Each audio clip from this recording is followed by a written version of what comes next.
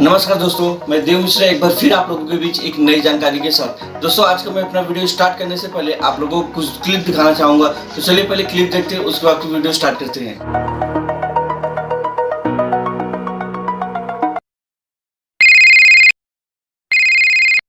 Hello माँ, मैं रमेश बोल रहा हूँ। हाँ बेटा बोल। माँ, आप दादी बन के लक्ष्मी को बेटा हुआ है बेटा। क्या? अरे रमेश के पापा सुनते हो, हमारे घर पे लड़का पैदा हुआ है। गांव वाले चाचा, मुंबई वाले मामा सबको फोन करके बता दीजिए हमारे घर पे लड़का पैदा हुआ है। गांव में हर एक घर घर में मिठाई बंटवाइए, हमारे घर पे लड़का हुआ है, लड़का।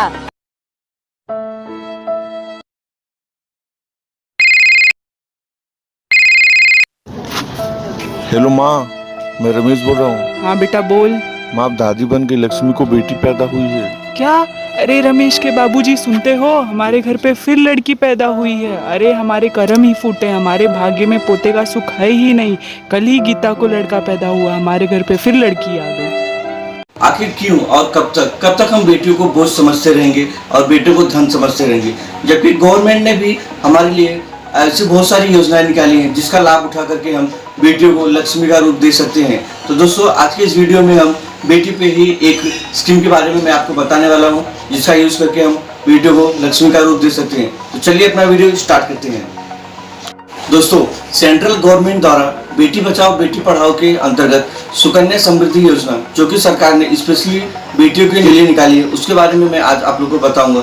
सुकन्या समृद्धि योजना उन फैमिलीज के लिए है जो छोटी छोटी सेविंग करके अपने बच्चों की हायर एजुकेशन और उनकी शादी के लिए पैसे जमा करना चाहती है, तथा जो व्यक्ति शेयर मार्केट में पैसे लगाने से घबराते हैं, वो अपना पैसा अपनी बेटी के नाम पे सुकन्या योजना में लगा करके पूरी तरह से सेफ्टी महसूस कर सकते हैं, क्योंकि इसमें हमें फिक्स इनकम के साथ साथ हमारी जो भी रकम सेविंग होती है उसमें पूरी तरह से सिक्योरिटी मिलती है। आप लोग को बताना चाहूँगा SSY अकाउंट यानी कि सुकन्या समृद्धि योजना हम कैसे खोल सकते हैं।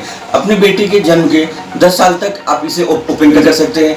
अकाउंट खोलने के समय हमें मात्र 250 रुपये डिपॉजिट के रूप में जमा करना होता है, तथा इसमें जो हमें लिमिट मिलती है डिपॉजिट की वो हम 1.5 लाख से ज़्यादा यानी कि 1.5 लाख से ज़्यादा हम अकाउंट में एक साल में जमा नहीं कर सकते हैं। तो कहाँ खुलेगा ये सुकन्या समृद्धि योजना? सुकन्या समृद्धि योजना हम अपने नज़दीकी पोस्ट ऑफिस में जाकर के या फिर किसी भी कॉमर्शियल बैंक में जाकर के हम अपनी बेटी के नाम का सुकन्या समृद्धि योजना ओपन कर सकते हैं।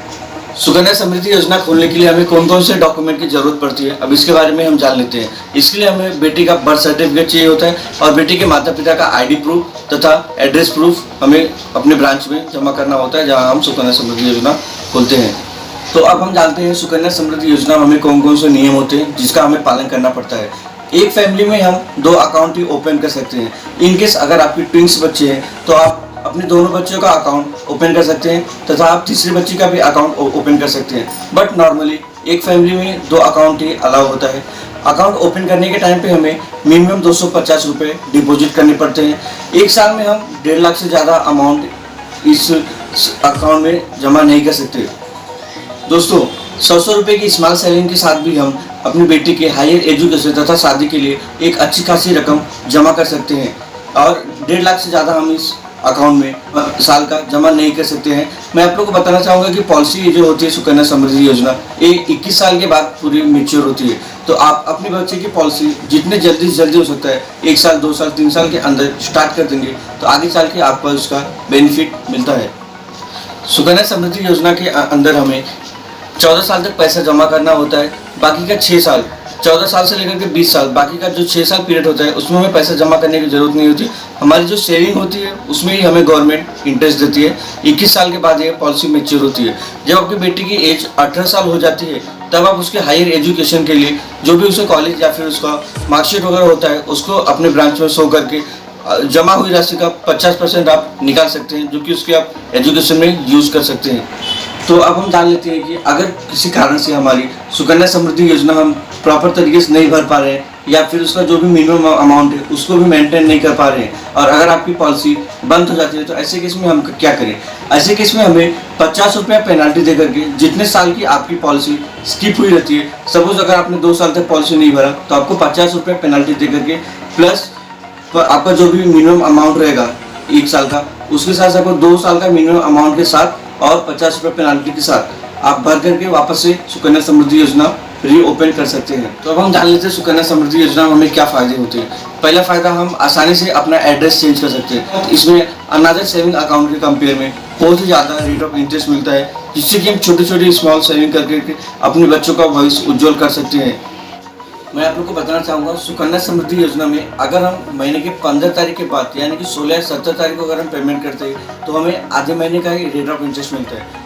तो इसके लिए हमें पेमेंट 10 तारीख के अंदर ही करना है। अब बार बार हमें डेट का प्रॉब्लम ना हो, इसके लिए हम अपने सेविंग अकाउंट से और सुकन्या योजना अकाउंट को लिंक करके ऑटोमेटिकली बैंक से 10 तारीख के अंदर ही एक डेट फिक्स करके पैसा डिडक्ट करवा सकते हैं। ये आपके लिए बहुत ही यूजफुल इंफॉर्मेशन है।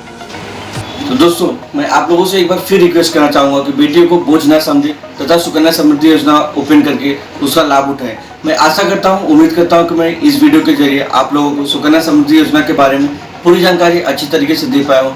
फिर भी अगर सुकन्या समृद्धि योजना के रिलेटेड कोई भी क्वेरी है तो आप हमें कमेंट में पूछ सकते हैं। अगर हमारी वीडियो आपको अच्छी लगती है तो वीडियो को लाइक, शेयर और सब्सक्राइब कीजिए तथा घंटे के बटन पर दबाइए ताकि आने वाली वीडियो की नोटिफिकेशन आपको समय समय पर मिलती रहे। Thank you so much.